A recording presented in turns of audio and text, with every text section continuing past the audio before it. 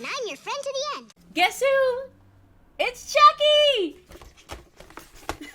Kristen here, and we're talking about Season 2, Episode 3 of Chucky. I did want to share, I got this awesome Chucky mask at the Chucky panel at New York Comic Con. It was really fun, and they shared a lot of information out of it. Jennifer Tilly talked about how the little boy who played Jake's foster brother, Gary, was really excited because they told him he was the youngest person in history to be killed by Chucky. They also talked about how in next week's episode, Episode 4, they're doing a big homage to Bound, the iconic Jennifer Tilly film, and that Gina Gershon, Joey Pantoliano, and Meg Tilly herself are going to be making cameos in that episode. And Don Mancini shared that he is really interested in making a Chucky universe, like on the level of Marvel, like a whole cinematic universe, movies, TV shows, spin-offs. He's like, I got 35 years of ideas, like there's so many more places we can go in the Chucky universe, and as long as people keep watching, hopefully we can make it happen. And even Alex Vincent showed up at the panel asking, do you think Andy's still alive? And they had people cheer and stuff. They didn't give anything away, but I feel like through that audience cheering, they were just hinting at, like, there's no way that Andy's dead.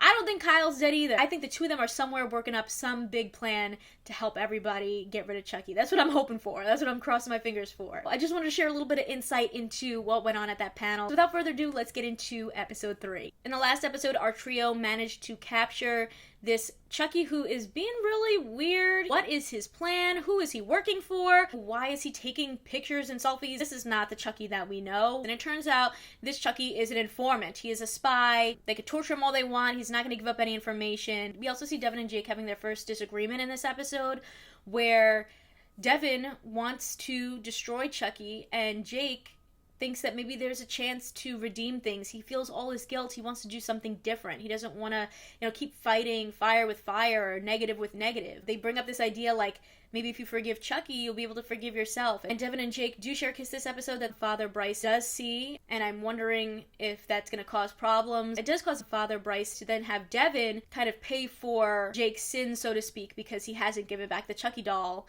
and he's forcing him to do all this cleaning and manual labor, even though he doesn't deserve it. Chucky getting all in Devin's head especially. Devin's like, I am ready to become a killer if I have to take down Chucky. And they end up brainwashing Chucky instead. They show him a lot of really dark stuff, and then they show him a lot of fluffy cartoons, and he's like exorcist throwing up, he's being compelled. It really was like they factory reset Chucky in a way. And there were a lot of really fun Easter eggs in those moments. First of all, when they're getting ready to even kind of set up this brainwashing, they find this tape that says property of Eddie Caputo on it, which, we all know Eddie Caputo as Charles Lee Ray's childhood friend that he grew up with and got all up into trouble with.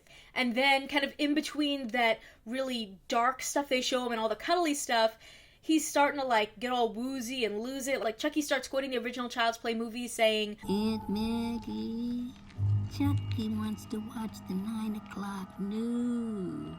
That was just really funny to see him literally regressing back. And then once he finishes watching the cuddly videos, all of a sudden you hear the Chucky good guy doll voice, he's reset. And unfortunately in doing so, he literally has no idea who he's working for, why he's there. We do get some hints based off what the kids found on Chucky's phone. There's someone named the Colonel. I'm imagining maybe this could just be a higher up Chucky, maybe even Chucky Nika. And it's did they really change Chucky though? Is he really good? Is he just pretending? I think it seems like they really were able to brainwash him and transform him, because even something as little as he jumps forward, he looks like he's gonna attack them, but he's just tying the shoe. And they're like, how did you even get out of this chair? And he's like, I've been out of this chair, but I didn't leave. I'm just sitting having a good time. I'm like, oh my God, Chucky. They even had Chucky say hidey ho. There was a lot of really great, just core Chucky Easter eggs in this episode. At the same time as all this is going on, you also have Nadine, who's trying to go to confession, confess her sins, be absolved. Something I thought was interesting in Nadine's confession was her talking about her mom and Lexi and the addiction that they both dealt with. It makes it sound like her mom had an addiction and maybe she didn't act quickly enough, and maybe she died, maybe she's in rehab, and this time she doesn't want to ignore it. She wants to help Lexi. And while she's in there trying to talk to the priest, another Chucky doll has been delivered. This Chucky doll attacks the priest. She doesn't even know. She's too busy, confessing left and right.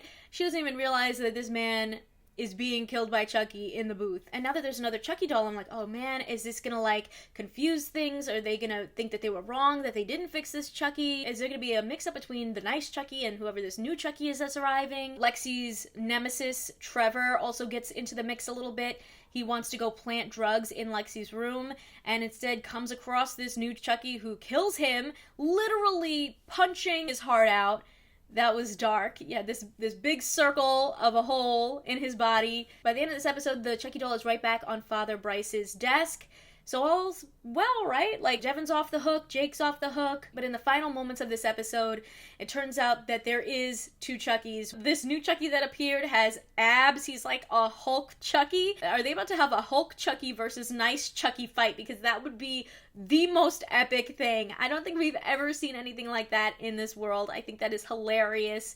So I am looking forward to seeing what happens between them. And if this nice Chucky is really going to be on their side. And once you've brainwashed one Chucky, could they do that to all of them? Could they turn them all nice? I'd love to know your thoughts on this new episode of Chucky, so make sure to leave a comment down below and let me know. Consider subscribing if you like my videos, and if you want to talk more TV and movies with me outside of the comments section, check out my Patreon at patreon.com/kmaldo. If you like this one, you can check out more of my videos right over here.